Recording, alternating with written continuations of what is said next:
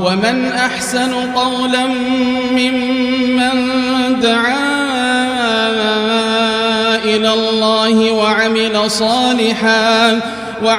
صالحا وقال إنني من المسلمين. الحمد للہ رب العالمین والصلاة والسلام على سید الانبیاء والمرسلین نبینا محمد وعلى آلہ وصحبہ اجمعین، اما بعد.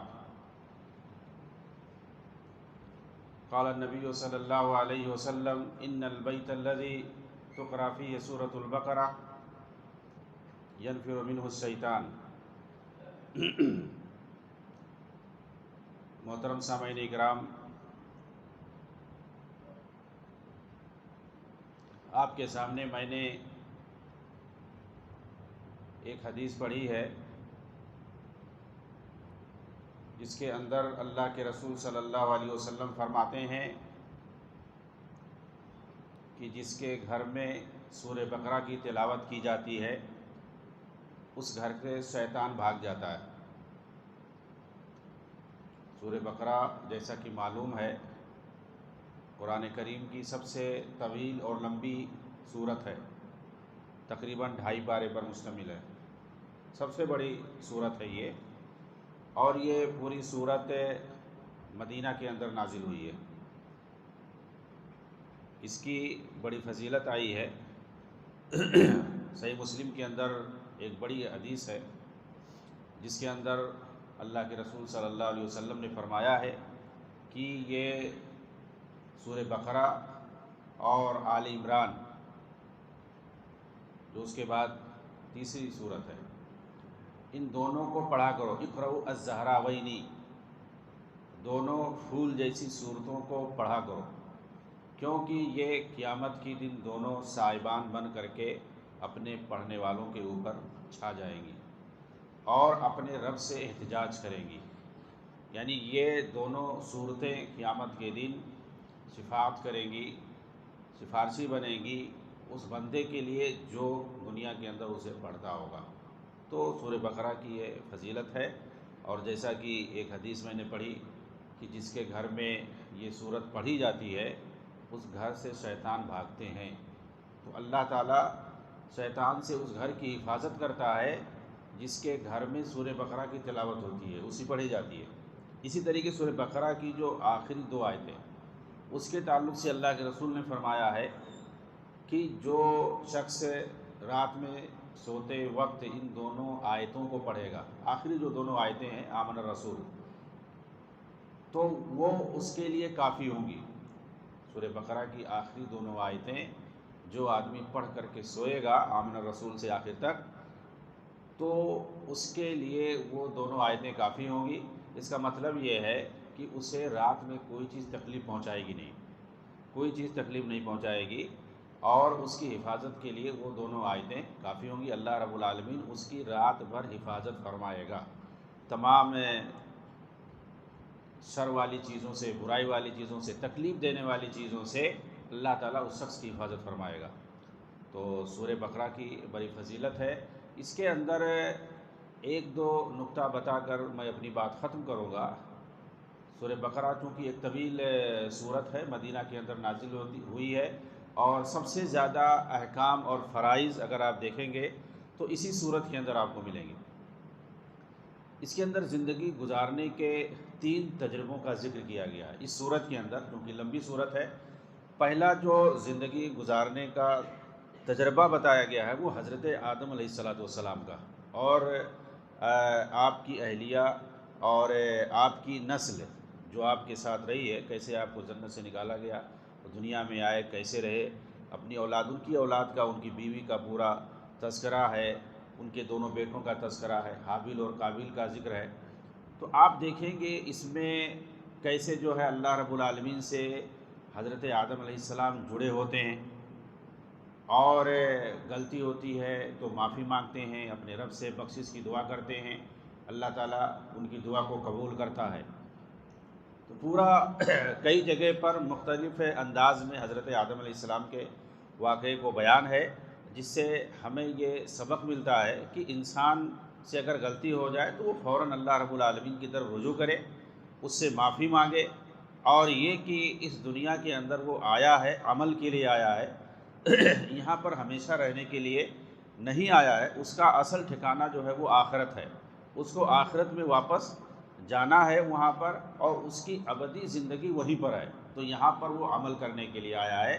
تو جس طریقے سے وہ ایک خاکی بندہ ہے، ایک مٹی کا بنا ہوا ہے، اسی طریقے سے وہ اپنے آپ کو کمتر سمجھے اور اپنے آپ کو متکبر نہ بنے ابلیس کی طرح سے، کہ جیسے اس نے تکبر اختیار کیا تو اللہ تعالیٰ نے اس کو رادِ درگاہ کر دیا، اور وہیں پر اس کے جو دوسرے مخلوق تھے، دوسری جو مخلوق تھی جیسے فرشتے ہیں، انہوں نے فوراً جو اللہ رب العالمین کی اطاعت اور فرما برداری کی ہے۔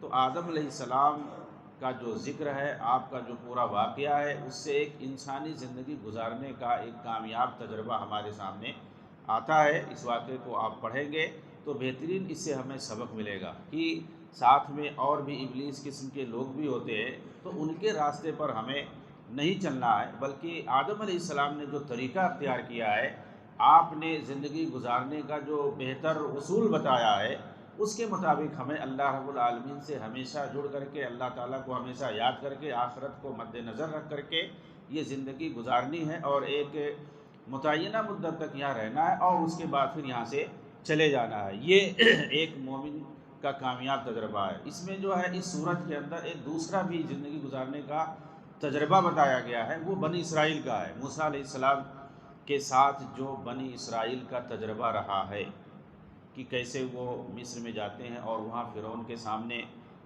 دعوت دیتے ہیں، اور پھر اس کے بعد اپنی قوم بنو اسرائیل کو وہاں سے لے کر کے آتے ہیں، پھر اس کے بعد کیسے بنو اسرائیل کا حضرت موسیٰ علیہ السلام کے ساتھ تعامل رہتا ہے، کیسے ان کا سلوک اور برتاؤ رہتا ہے، یہ پورا واقعہ تفصیل سے آپ کو سورہ بقرہ میں ملے گا۔ اور پھر اس کے بعد قرآن کریم کے اندر مختلف جگہوں پر یہ واقعہ کہیں تفصیل سے، کہیں اختصار کے ساتھ، سورہ طٰہٰ کے اندر، سورہ مریم کے اندر، سورہ انبیاء کے اندر، سورہ عنکبوت کے اندر، مختلف صورتوں میں حضرت موسیٰ علیہ السلام اور بنی اسرائیل کا تذکرہ کیا گیا ہے، آپ کو تفصیل سے سورہ بقرہ میں ملے گا، جس کے اندر ایک ایسا تجربہ بتایا گیا ہے کہ جو انسان کرے گا تو ناکامی سے دوچار ہوگا۔ بنو اسرائیل دیکھیے، ان کے درمیان بہت سارے انبیاء آئے، حضرت موسیٰ علیہ السلام آئے، کیسے انہیں بنو اسرائیل نے ان کو کیسے ستایا، اور اس کے بعد بھی دوسرے انبیاء آئے، حتیٰ کہ انہوں نے انبیاء تک کو قتل کیا، گالی دی اور برے القاب سے نوازا۔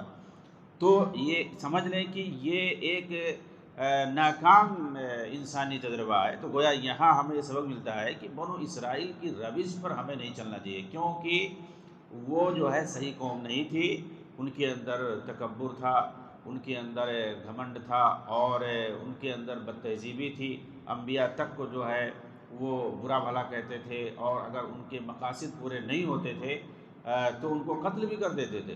تو ان کے اندر دنیا طلبی تھی، ہر دھرمی تھی۔ اب دیکھیے کیسے جو ہے حضرت موسیٰ علیہ السلام نے جب کہا بیت المقدس کے اندر جانے کے لیے، اور وہاں جو ایک جابر قوم رہتی تھی اس سے لڑنے کے لیے جب کہا، تو انہوں نے صاف کہا کہ جو ہے اذهب انت وربک فقاتلا انا هنا قاعدون، جاؤ تم اور تمہارا رب دونوں مل کے لڑو، ہم یہاں بیٹھ کے دیکھیں گے۔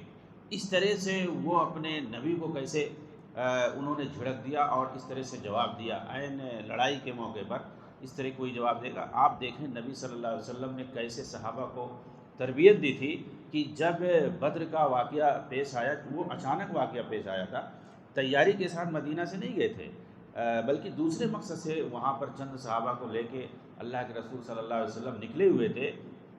اچانک جو ہے ادھر سے مکہ سے 1000 کی لشکر لے کر کے ابو جہل اور دوسرے لوگ آئے وہاں پر، اور اچانک بدر کے مقام پر ملاقات ہوئی اور اتفاق تھا کہ لڑائی ہو یا نہ ہو۔ اللہ کے رسول نے تمام صحابہ سے مشورہ لیا، اور خاص طور سے مدینہ والوں سے جب آپ مشورہ لیتے تو حدیث میں آتا ہے کہ مہاجرین جو صحابہ تھے وہ فوراً جو ہے تائید کرتے اور آگے بڑھ کر کے جواب دیتے۔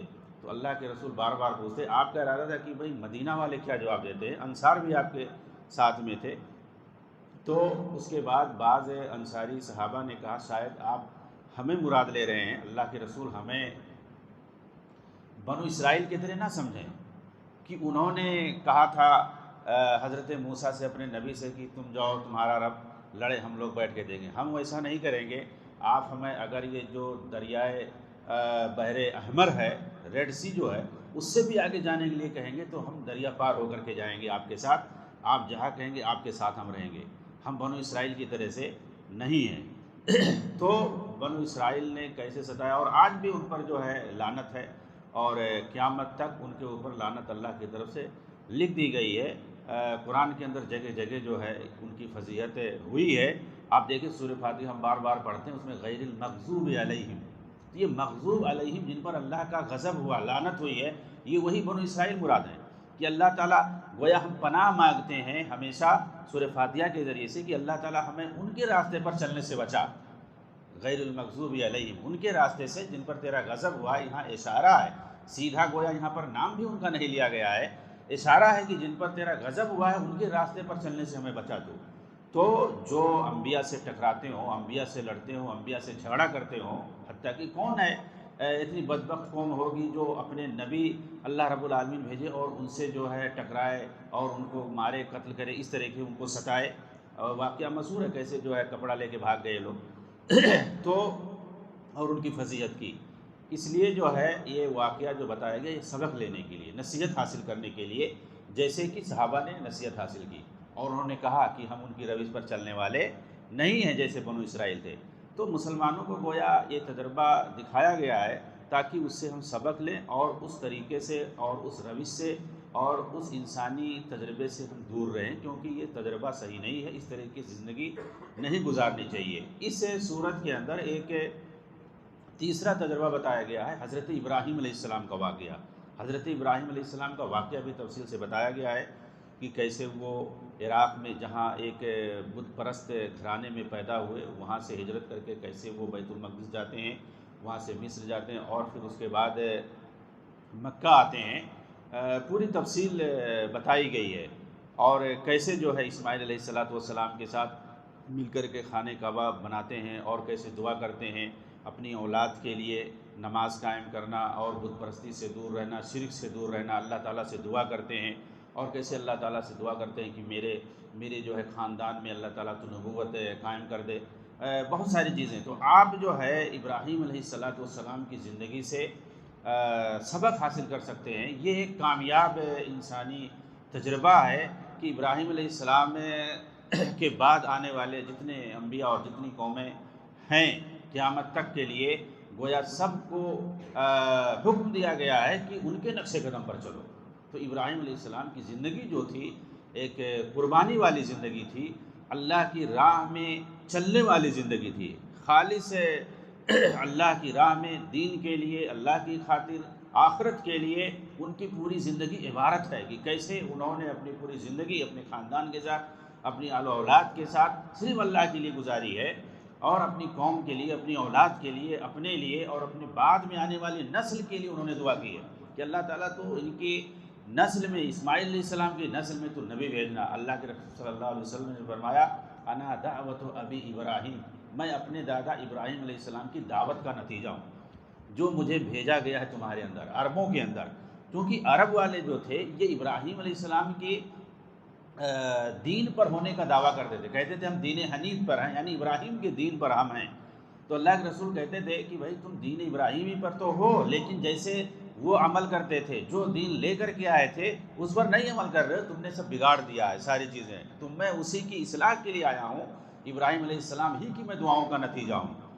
تو ابراہیم علیہ السلام کی زندگی جو ہے یہ کامیاب اور ترین زندگی ہے.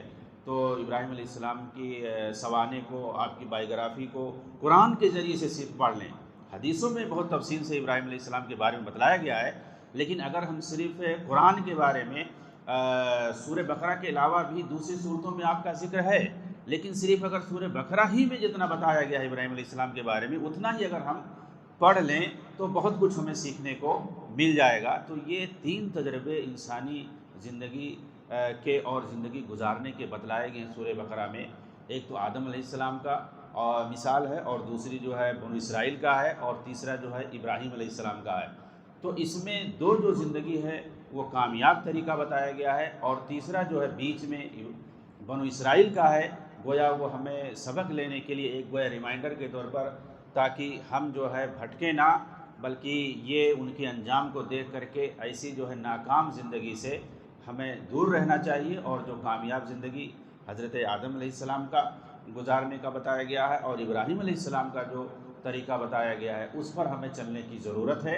انشاءاللہ آگے پھر مزید باتیں آئیں گی اس صورت کے تعلق سے۔